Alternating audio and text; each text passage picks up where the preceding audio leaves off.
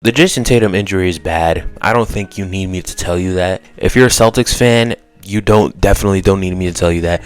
But I'm just thinking about the long term of this, and it is looking really grim for the Celtics because Tatum is going to be out possibly until the end of the next regular season. So the end of the 2025-26 regular season, that's probably when we're going to see Tatum again. And theoretically, who knows how good the Celtics are going to be next season without Tatum, you know? Like, I understand people think, oh, well, the Celtics are good without him. They're a playoff level team without him. Yes, but when you think about the fact that Tatum's not going to have any type of regular season play, who knows if the Celtics are even in the top 8 of the conference? Who even knows if they're a play-in team, if they're even in the playoffs, how good they would be with Jaylen Brown as their best player? Who would step up in this situation? Would they have to get more help in the offseason? And then you couple that with their salary situation. Like, it's a whole mess. This whole Tatum injury is a mess. And it pretty much wraps up the Celtics season for now. I mean, there's a chance maybe they could win this series, like a 3% chance, or honestly, it's probably less than 1% chance that they can win this series because the Knicks are at full strength and they just went up 3-1 and they're probably going to go back to Boston. At most, I could see the Celtics win one game at home and then the Knicks just close it out at home in MSG. And you already know Knicks fans, they're feeling themselves right now. But overall, it's really unfortunate. And I'm going to be honest, I'm not really the biggest Jayson Tatum guy. I'd never really liked the guy, to be honest. Have been very critical of him, especially with some of the videos on this page. Like, one of my favorite videos I'd ever made was the video I made about the Celtics when they got eliminated in 2023. And I pretty much pointed out why they can't win a championship. Now, the next year, they won a championship, which kind of made the video null and void. But at the end of the day, it's like, you could tell that I'm not the biggest Jayson Tatum fan. But it does suck that, somebody at his age who's in the peak of his career, if we're being honest, like Tatum's like 24, 25, I think, and he's just hitting his stride as a superstar level player. And the other thing that, in my opinion, people don't give him enough credit for is the fact that he's one of the more durable stars, Like, we have a lot of stars like Zion Williamson, Kawhi Leonard, LaMelo Ball, all these guys who miss a ton of time because they get so injured and they're like so injury prone, or even guys like Luka Doncic who just take games off, or LeBron who take games off because he's old. All these older guys, even Kevin Durant is another good example. Kevin Durant, he is a very durable guy for like half the season. He plays really good basketball, gives you really good production and things like that, but at the end of the day, it's not sustainable because he's very old and he has bad knees. Or I wouldn't go that far, I don't think he has bad knees, but he is like very prone to injuries, especially with this current situation because he's asked to do so much for this Phoenix Suns team.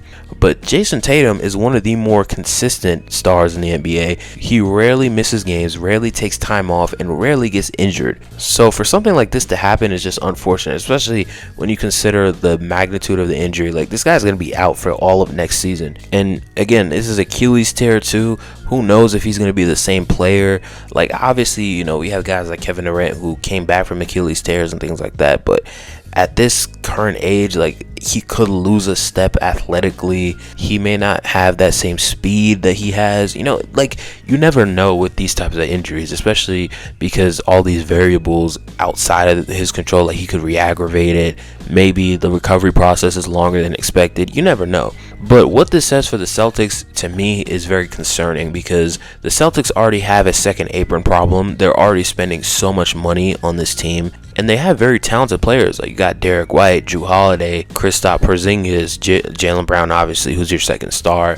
Guys off the bench like Peyton Pritchard, Sam Hauser, even guys who don't even play much like Neemias Queta. Like, that guy is a very serviceable backup center. Al Horford, he's still going strong at his age. Like, you have very serviceable players, very serviceable role players, and on top of that, guys who can play off of each other very well. It's going to be very weird seeing, Jaylen Brown as your number one option, and then on top of that, it's going to be very weird having to see other guys step up. Like, who knows who's going to step up for this team? Like, they might have to force themselves to either trade for somebody, or they might force themselves to sign somebody who they might not want, just to fill the void that Jayson Tatum leaves, because Tatum is like a 27, 28 point per game scorer. And even when you consider next season, when Tatum comes back, the Celtics are probably going to be lower in the Eastern Conference, and Tatum is probably going to not play a minute of regular season basketball. If they bring him back for the playoffs, assuming that he doesn't come back early or anything like that,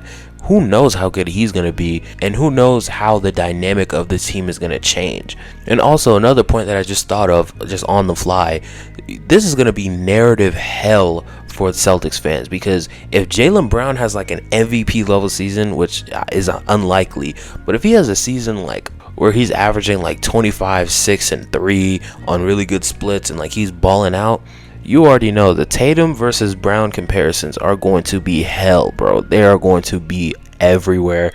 And it's going to suck because Tatum is not going to be there to back up his game. You know, he's not going to be there to defend himself. It's just going to be him on the sidelines watching everybody just completely disregard him and forget about him. And even when you consider, you know, Jayson Tatum in comparison to like his peers, like Luka Doncic, Anthony Edwards, SGA, like, bro, if people like that can have really, really good games and like MVP level seasons next year, Tatum is going to be left in the dust, and he's gonna have a lot of ground to make up in the eyes of like the narrative people, you know.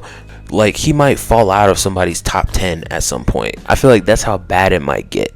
But overall, this Jayson Tatum injury is really bad. It's horrible. I feel sorry for him just because he's in currently the peak of his career. Even though I don't like Jayson Tatum, even though I think he's corny, I think, you know, it's unfair that he gets to be with LMA and I'm not, even though his fans are like really annoying. You know, you got to feel for the guy. You know, the guy is still a very young guy, and he has his whole career ahead of him. And it's probably messing with his head a lot, the fact that he is going to deal with this injury, because the guy rarely gets injured. Like, it's not it's a very unique feeling to him, you know? Like, I've been watching a lot of sports psychology videos recently, and, you know, the very durable players in sports, when they get injured, it messes with their mental health a lot. It messes with their confidence and things like that. So hopefully, you know, Tatum is still the same player after this injury. I know Achilles tears are very complicated, like very weird injuries to come back from.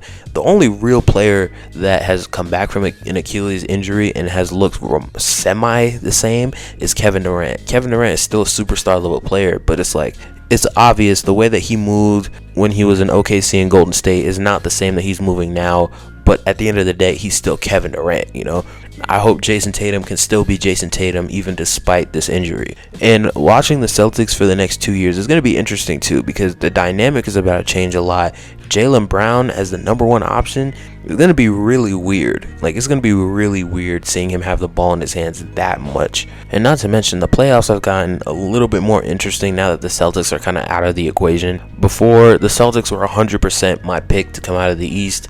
Now it's looking like it's either going to be the Knicks or the Cavs. You know, I refuse to pick the Pacers. You will not catch me saying the Pacers making it to the finals. I will never say that on a public platform ever in my life. But that's the end of this video. Prayers for Jayson Tatum. Hopefully you get better soon, and I'm out. Peace. Also, like, comment, and subscribe.